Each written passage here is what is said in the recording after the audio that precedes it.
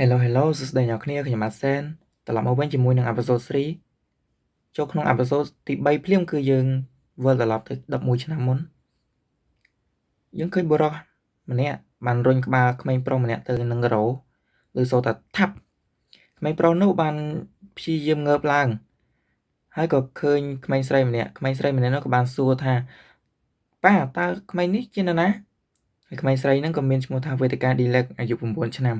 ដែលជាម្ចាស់ស្រីរបស់យើងហ្នឹងហើយក្មេងប្រុសដែលគេរុញក្បាលទៅរោហ្នឹងគឺជាមនុស្សជាអាក្រក់ដែលជាតួអង្គឯករបស់យើងឪពុករបស់នាងក៏បានឆ្លើយថាយើងបានរើសគេមកពីសមរភូមិយើងមានអារម្មណ៍ថាវាសមជាទីស្គាល់របស់ឯងព្រោះមុខមាត់វាស្អាតហើយម្ចាស់ស្រីយើងក៏និយាយក្នុងចិត្តថាធ្វើទីស្គាល់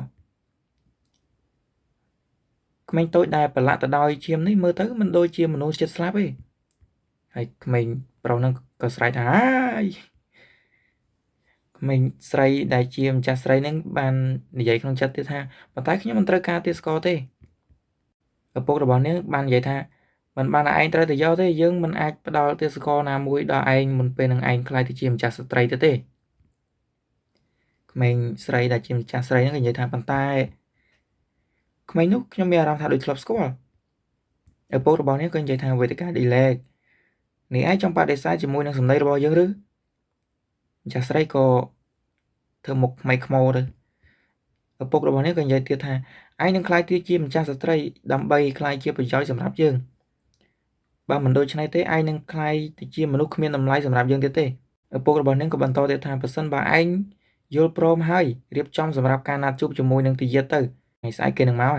ហើយបញ្ចប់អត្តចរិតរឹងរូសរបស់ឯងទៅហើយម្ចាស់ស្រីយើងក៏និយាយថាចាស់លោកប៉ាដៃរបស់នាងក្តាប់ស្ពុតយ៉ាងខ្លាំងហើយក៏មានសម្លេងក្នុងចិត្តនិយាយថាវេរេតានៅក្នុងប្រឡោមលោកមិនដូចមានលទ្ធផលបែបនេះទេដូច្នេះពេញមួយជីវិតរបស់នាងត្រូវបានឪពុកមិនអើពើនឹងរើសអើងថែមទៀតផងប៉ុន្តែខ្ញុំត្រូវបានចាប់កំណើតឡើងវិញជាមួយតួអង្គគ្រប់គ្រងមនុស្សអាក្រក់នៅក្នុងប្រឡោមលោកនេះហើយតែមានការចងចាំពីជីវិតមុនរបស់ខ្ញុំវេលេតាត្រូវបានស្លាប់នៅថ្ងៃដែលគាត់ពេញវ័យជីវិតរបស់វេលេតានៅក្នុងប្រឡោមលោកបានបញ្ចប់យ៉ាងរន្ធត់ដោយសារតែមនុស្សអាក្រក់ដែលនាងស្រឡាញ់ប៉ុន្តែមិនដូចវេលេតាដែលមិននឹងដឹងថា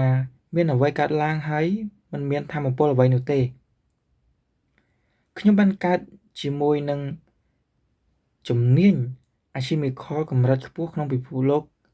ដែលកម្ររកបានអាស៊ីមេតដោយសារតែរឿងនោះលោកប៉ាមានឥទ្ធិពលចំពោះខ្ញុំខុសពីក្នុងប្រឡោមលោកបើសិនបើទេពកោសល្យ Elementalist ដែលខ្ញុំបានរកឃើញនោះមិនដឹងថាជាយ៉ាងណាទេតើវានឹងទៅជាយ៉ាងណាណានាងគិតឲ្យគិតទៀតយ៉ាងហោចណាស់បើសិនបើមិនមានខ្សែដៃប្រគល់មកវិញដោយបង្ខំគេនឹងទៅឆ្ងាយមិនពិបាកទេហើយតួប្រុសយើងក៏ធ្វើមុខលៃលើហ្នឹងទៅឪពុករបស់នាងក៏គិតក្នុងចិត្តមែនហើយក៏ប្រគល់ខ្សែដៃទៅយកទៅកុំឲ្យបាត់ឲ្យសោះបើសិនបើវាមិនស្ដាប់តាមឯងឲ្យពាក់ទៅយើងបានបិទទ្វារបេះដូងរបស់វាដូច្នេះគេច្បាស់ណាស់នឹងមិនអាចទៅប្រឆាំងនឹងពាក្យរបស់ឯងទេតាមពិតទៅអាខ្សែហ្នឹងគឺជាខ្សែទេសកលដែលឪពុករបស់នាងដាក់កុំឲ្យអាតួប្រុសរបស់យើងនឹងធ្វើបាបនាងចឹងណាខ្ញុំមិនអាចប្រើរបស់ដែលសាហាវដូចនេះបានទេសរុបមកមនុស្សអមនុស្សធម៌សមនឹងស្លាប់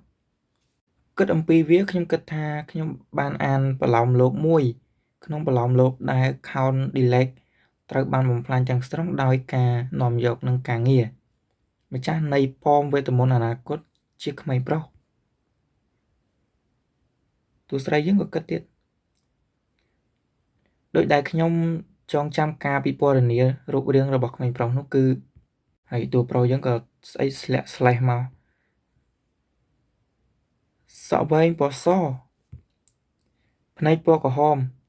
ហើយតួប្រុសយើងក៏ឆ្លើយដែរម្ចាស់ស្រីគេមានមន្តស្នេហ៍ណាស់ត្របកភ្នែកក្រហមរបស់គេប្រៀបនឹងត្បូងទទឹមហើយស្បែករបស់គាត់គឺសស្អាត Violetta ធ្លាក់ក្នុងអន្លង់ស្នេហ៍នឹងសក់ពណ៌របស់គេដែលចាំក្រោមព្រះអាទិត្យកុំប្រាប់ថាក្មេងប្រុសនេះគឺជាបុរសម្នាក់នោះ Violetta យើងកំពុងគិតទេប្រហែលហើយមិនមែនជាគេទេឬខ្ញុំត្រូវតែប្រកាសចិត្តហើយតួប្រុសយើងធ្វើមុខស្មើញញឹមស្មើទៅចាស់ស្រីយើងគិតក្នុងចិត្តទៀតគួរសួរឈ្មោះគេអត់ណាហើយក៏សួរទៅតែឯងមានឈ្មោះអ្វីតួប្រុសយើងក៏និយាយថា Wenso Hot ចាស់ស្រីឈ្មោះ Hot ហៅ Hot ទៅមនុស្សដែលនឹងខ្លាយទៅជាមហាមន្តអាគមជាម្ចាស់ប៉មវេទមន្តដែលអាចលុបបំបាត់តួសំខាន់យ៉ាងងាយតួប្រុសយើងកំពុងតែដេកសម្រាប់ព្យាបាលតួស្រីរបស់យើងនិយាយថានេះគឺជាលទ្ធផលនៃការព្យាបាលមិនទាន់ឬអ្នកបម្រើក៏និយាយថាមែនហើយដូច្នេះដែលអ្នកនាងនិយាយនេះគឺត្រូវហើយអ្នកនាងយើងក៏និយាយថាឆាប់ទៅហៅគ្រូពេទ្យមកភ្លាមគេអាចនឹងស្លាប់បានណាអ្នកបម្រើក៏និយាយថាអ្នកនាងប្រហែលជាមិនទាន់ដឹងទេប៉ុន្តែគ្រូពេទ្យមិនអាចព្យាបាលទាស្គរបានទេណាទាស្គរបែបនេះគឺមានអាយុវែងដូច្នេះវានឹងជាខ្លួនឯងហើយអ្នកនាងយើងក៏និយាយថាតើនាងគិតថាខ្ញុំកំពុងតែសុំយោបល់ពីនាងមែនទេខ្ញុំកំពុងតែបញ្ជានាងឬនាងគួរតែប្រាប់លោកប៉ាថានាងប្រឆាំងនឹងពាក្យរបស់ខ្ញុំហើយអ្នកបម្រើក៏និយាយថាខ្ញុំសុំទោសខ្ញុំនឹងទៅហៅគ្រូពេទ្យភ្លាមហើយនាងក៏បានចេញទៅកាន់មកកន្លែងតួប្រុសយើងវិញក្មេងប្រុសមានអាយុវែងបែបនេះតើការនិយាយល្ងងបែបណាទៅគឺតួស្រីយើងកំពុងតែគិតណានាងក៏គិតទៀតបើគិតទៅគេត្រូវបានគេនិយាយថាមេធ្មប់ដែលមិនទាន់មានជីវិតខ្សោយមែនទេនាងក៏គិតដល់ជីវិតមុនឃើញបុរសម្នាក់ហៅនាងថា Violetta នាងស្រឡាញ់ខ្ញុំឬហើយ Violetta ក៏ឆ្លើយថាខ្ញុំស្រឡាញ់លោក Weso ខ្ញុំអាចទៅកន្លែងណាក៏បានជាមួយលោក Ve ក៏បានសួរទៀតថាដោយសារតែអ្វីនៅជាមួយខ្ញុំមកនៅពេលដែលត្រូវការសងសឹករបស់លោកនៅក្នុងផ្ទះនេះត្រូវបានបញ្ចប់ខ្ញុំនឹងជួយ Violetta អ្នកនិយាយរួចហើយ Ve ហ្នឹងក៏ច្បាច់កតួស្រីរបស់យើងហើយ Ve ហ្នឹងក៏សួរទៀតថាតើវាពិតទេប៉ុន្តែធ្វើយ៉ាងម៉េចទៅខ្ញុំគ្មានថ្ងៃស្រឡាញ់នាងទេហើយក៏ឮសំឡេងមួយគេនិយាយថា Violetta នៅក្នុងប្រឡោមលោកនេះចាត់ទុកគេជាគូស្នេហ៍មិនមែនជាទាស្គរទេទោះជាយ៉ាងណាក៏ដោយ Web បានព្យាបាលនិងប្រើប្រាស់ស្រីម្នាក់នេះយ៉ាងជិតស្និទ្ធរហូតដល់គាត់ក្រោកឈរខ្លាយជាមេធ្មប់ហើយបន្ទាប់មកបានសម្លាប់មនុស្សស្រីម្នាក់នេះយ៉ាងគោខើហើយក៏ឮសំឡេងមួយអើយខ្ញុំនៅមិនសុខសោះនេះកាន់មកដល់ Violetta យើងបើសិនបើខ្ញុំធ្វើថ្នាំឲ្យក្មេងប្រុសនោះខ្ញុំមិនចាំបាច់ទៅរកគ្រូពេទ្យមែនទេខ្ញុំត្រូវបញ្ចប់យ៉ាងឆាប់រហ័សព្រោះខ្ញុំងងុយគេងណាខ្ញុំអាចត្រូវបានចាប់ក្នុងរយៈពេលពី3ថ្ងៃប្រសិនបើរាប់បានថាខ្ញុំកំពុងប្រើអំណាចរបស់ខ្ញុំនឹងទៅរកគេឲ្យបានឆាប់ប្រសិនបើស្ថានភាពរបស់គេប្រសើរឡើងជាមួយនឹងរឿងនេះព្រោះខ្ញុំមិនចង់ស្លាប់ដូចនៅក្នុងប្រឡោមលោកទេបើខ្ញុំឲ្យគេនៅជាមួយខ្ញុំ Violetta កំពុងគិតថាបើសិនជានៅជាមួយនាងដូចនៅក្នុងជីវិតមុននាងផែនត្រូវស្លាប់ដូចជីវិតមុនអីចឹងបាននាងខំផ្សំថ្នាំឲ្យលឿនឲ្យអានឹងលេបទៅញាប់ជាចេញឲ្យឆ្ងាយចឹងហើយក៏កាត់មកដល់កន្លែងក្បួនតម្រាគេនេះជាការប្រសើរណាស់ឱសថនិងរូបមន្តអាកុលត្រៀមរួចរាល់ហើយបន្ទាប់មក Violetta ក៏និយាយថាអំណាចនៃវេទមន្តចេញសិលតាមភ្នែកឆ្វៀវសិលក៏ចេញមកហើយយើងក៏ឃើញ Violetta ផលិតថ្នាំបានហើយក៏ទៅក្នុងបន្ទប់ក្មេងប្រុសនោះ Violetta ក៏គិតថាសំណាងណាស់គេនៅគេងព្រោះខ្ញុំមិនទាន់និយាយជាមួយគេទេពេលចាក់ថ្នាំលើខ្ញុំត្រូវចេញពីនេះឲ្យបានលឿនមានថាបើដាក់ថ្នាំហើយត្រូវចេញពីនឹងខ្លាចគេចាប់បានចឹងពេលនោះឮតាភីវរាងកាយរបស់គេពិតជាមានរបួសពេញខ្លួនតែម្ដង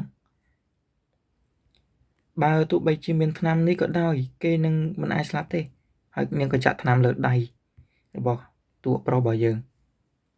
តួស្រីក៏គិតទៀតថាបើដាក់ថ្នាំនឹងទៅប្រសិទ្ធភាពនឹងល្អជាងប៉ុន្តែការស្រោចទឹកថ្នាំក៏គ្រប់គ្រាន់ដែរខ្ញុំបានធ្វើអ្វីគ្រប់យ៉ាងដែលខ្ញុំអាចធ្វើបានហើយខ្ញុំសង្ឃឹមថាជាមួយនឹងថ្នាំនេះគេអាចនឹងជាសះស្បើយយ៉ាងឆាប់រហ័សហើយចេញពីទីនេះតួប្រុសយើងក៏បើកភ្នែកសឹមតិចព្រោះខ្ញុំមិនចង់ស្លាប់ទេហើយក៏អេពីសូតទី3យើងក៏ចប់ត្រឹមហ្នឹងចាំជួបគ្នាអេពីសូតទី4អ្នកនរគ្នាបាយបាយហើយអេពីសូតទី3យើងក៏ចប់ត្រឹមហ្នឹងចាំជួបគ្នាអេពីសូតទី4ណាអ្នកនរគ្នាបើសិនជាមានកំហុសខុសឆ្គងកុំភ្លេចខមមិននៅខាងក្រោមបាយបាយជួបគ្នាវីដេអូក្រោយ